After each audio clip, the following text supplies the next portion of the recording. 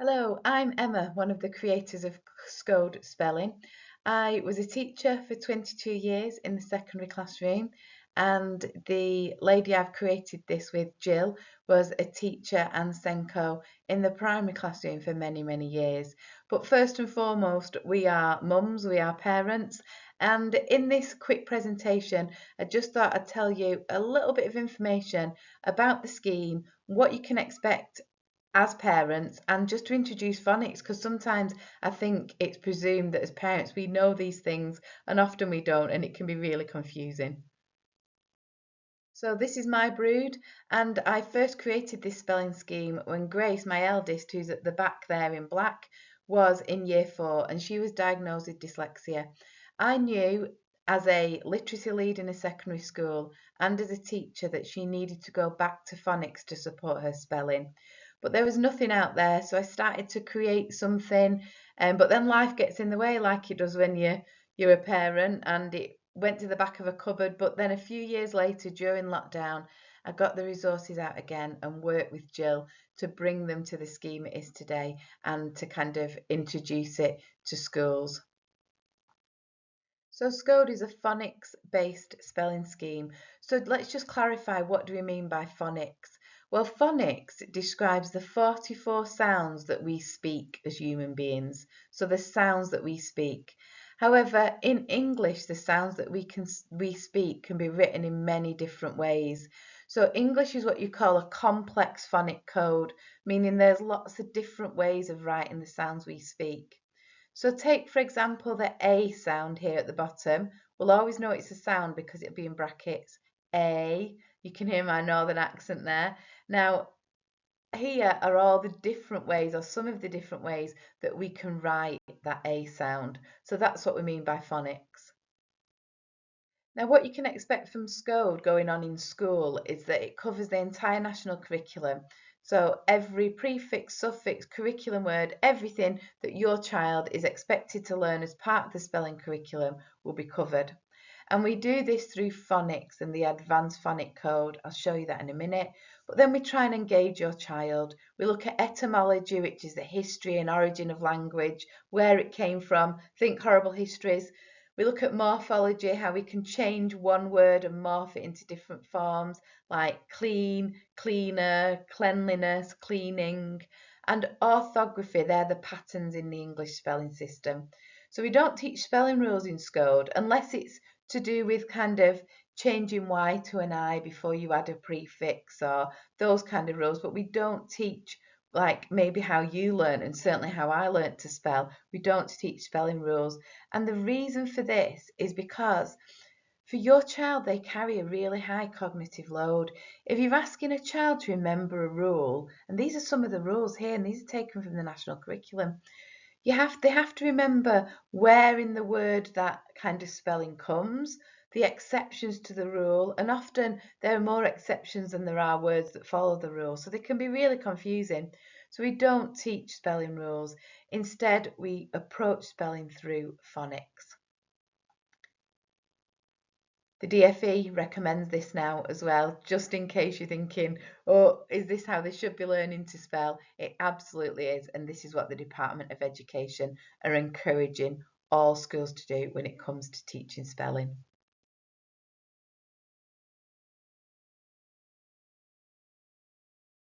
So here's the advanced phonic code, how we teach your child to spell. So the sound is here, always be in brackets. The sound will always be in brackets. Next to it will be a word where you can clearly hear that sound. So here we've got the sound, and we're saying you can clearly hear the sound in the word her. Next to it will be some information about that sound and spelling, or as we call it, sound and code. So SCODE stands for sounds and their codes, so ways of writing. And we're saying here that this sound and this code is common. It's in lots of words, but it's often unstressed. We often can't hear it very clearly, and we therefore have to stress it. So we have the sound, the word, a bit of information, then underneath are all the different ways that we can write or code this sound. You are, that's the most common way of writing the sound. So if you're spelling the er sound as a child, this is your best bet. However, all of these are other ways of spelling that sound. So we go from the common, the most likely, through to the rare and the complex. So we still have lots of words where we spell the er sound re, like litre, metre, centimetre, sombre, acre. But here we can kind of give children other things on which to hook their spelling skill, because most of the words that spell the sound re are to do with measurement, like litre, metre, acre. So we can give them other information.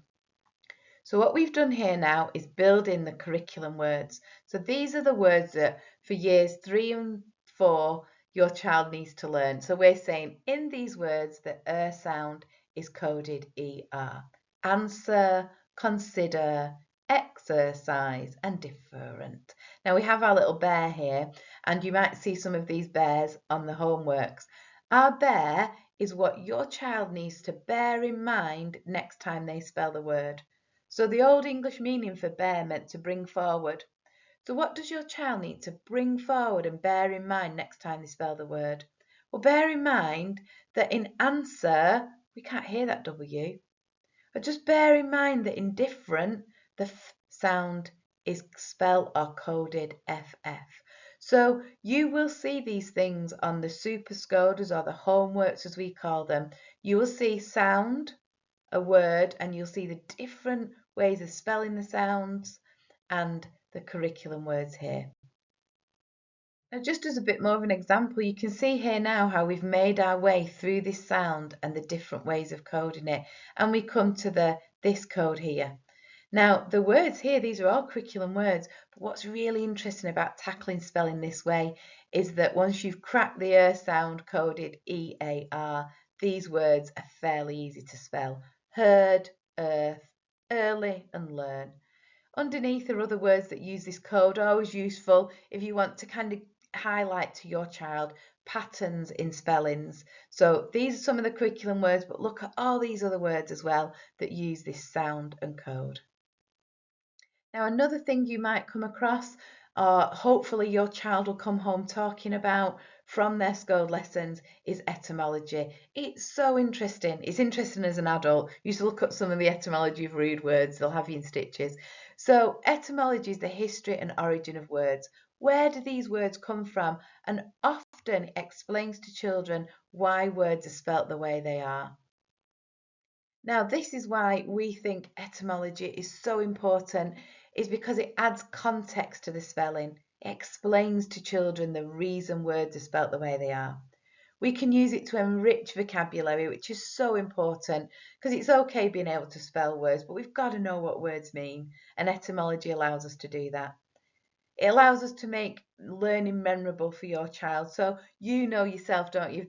If they kind of enjoy a funny story, if there's any bodily fluids, anything gross or slightly, disgusting, they love it, and it helps them remember about those words and their spellings, and it encourages that deep thought. So an educational writer and thinker, Rosenshine, he talks about memory being the residue of thought. And I love that quote, this idea that if we think deeply about things, then that's when our memory kicks in. So here we have a great example of how etymology can see spelling infused with meaning. Take, for example, the common word circle. Your child will know what a circle is. They might even be able to spell it. But the word circle comes from the ancient Latin word circus, which meant ring, which is why we have a ringmaster and a circus ring. Now, a circus in ancient Rome was a ring around which you race your chariots, the Circus Maximus being the largest of those. So we can see the meaning of the word circle and where it comes from, but then we can apply this to even more words. So look at these words. They all share that same root. All come from the word circus, meaning ring. Circular, circumference, circuit.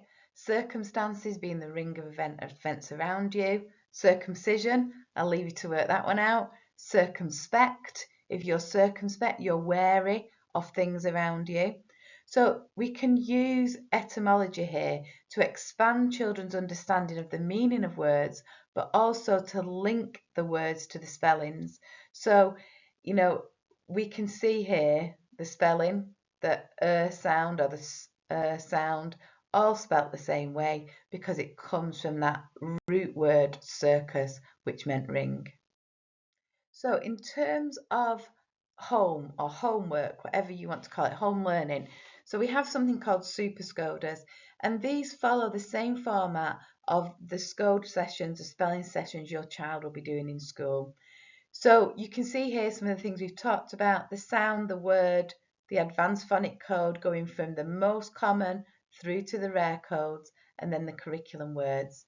You can see under here on this example of a super Scoda, children are asked to smash the word down and write it down. So that's about being able to feel the flow of the letters. I know sometimes if someone asks me to spell a word, I say, just give me a minute, I need to write it down. So it's about helping your child feel the flow of the letters.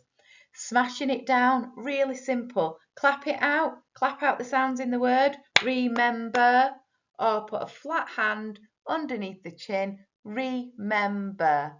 It helps your child to hear the individual sounds in a word before blending them together. It's one of the best things you can do for spelling. Any word, remember. I'm just stood here in front of a lamp.